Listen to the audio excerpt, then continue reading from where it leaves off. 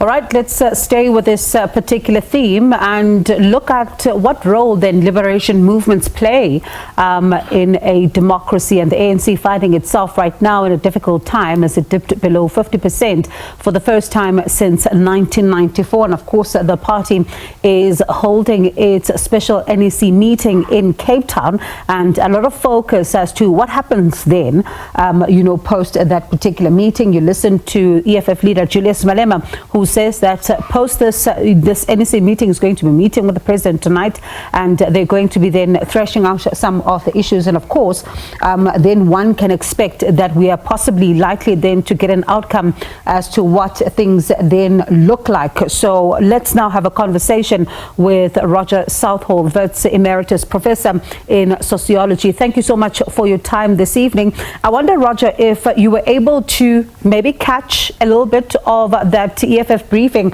I mean, they talk about the DA being the enemy. They continue then to look at developments in KwaZulu-Natal, saying that the MK party should have the first bite there when it comes to forming a government, and saying that they will support, the MK party in that province, and also saying that this is the will of the people of KwaZulu-Natal, and saying that they're not willing to compromise on principle.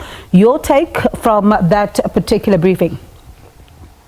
Well, I think the refusal or the reluctance to work with the DA really goes back to earlier times before 1994, when there was a lot of opposition to certain liberal elements, and certainly the DA, as identified by MKP and the EFF and many elements within the ANC, as frankly racist and right wing. So I think that explains that. There's a lot of history there, even if it does not necessarily accord with what we see in the DA today. So I think that's the basic essence there. Yeah, and I wonder then, in your view, what impact then does that have on the ANC that is now trying to form a government somewhat in order to be able to stay on in power at national level? Well, I think there's a big debate going on in the ANC. There are a lot of elements within the ANC who want nothing to do with the DA, and there's a lot of elements which say that's the only way forward. It's necessary to include the DA inside the government of national unity, and we're going to see which way the wind blows. And I think we can guess. And President Ramaphosa is probably strongly in favour of bringing the DA into a GNU. And Prof, I was reading, your article earlier on, quite interesting insights. I mean, I wonder then, as we circle back to this particular moment for the ANC 30 years later, when it was enjoying its majority, what do you make of its journey as a liberation movement and where it finds itself now? Well, I think it's been coming for a long time. I think in 1994, the ANC had a reasonably good case, certainly a credible case for calling itself a liberation movement, and that the settlement in 1994 represented the dreams of the ANC.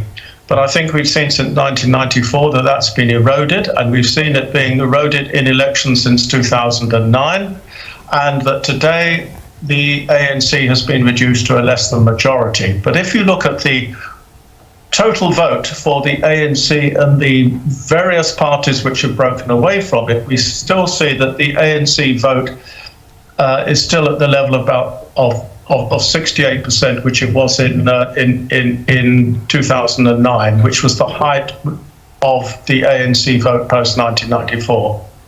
So in many ways, the tradition of the ANC lives on in terms of the voting results we have seen.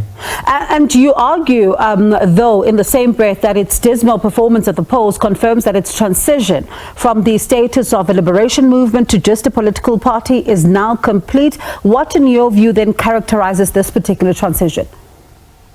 Yeah, well, I think the ANC now is effectively an ordinary political party. It's competing it's having to compete on more equal terms with other political parties. and that I suspect that for the moment it is working hard to try and not get any worse, and is looking forward to the next election to get back to a majority. But I think once a nationalist party or a liberation movement loses its majority, it is very difficult to climb back to the state of what it was. We see this in Zambia and so forth. It's rather different, of course, in a country like Zimbabwe, where the political party, the liberation movement, is fused with the military and uses the military to help keep it in power.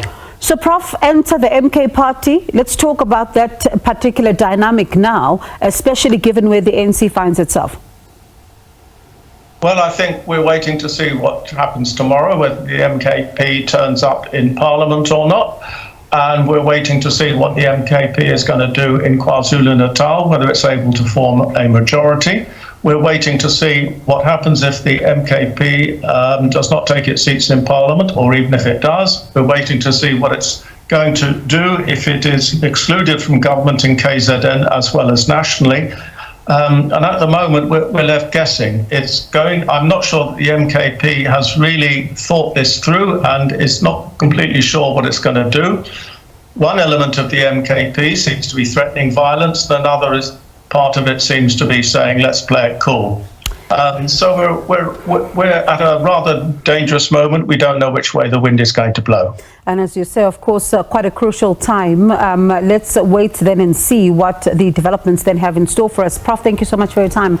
Appreciate it. That was Roger Southall, Wits Emeritus Professor in Sociology.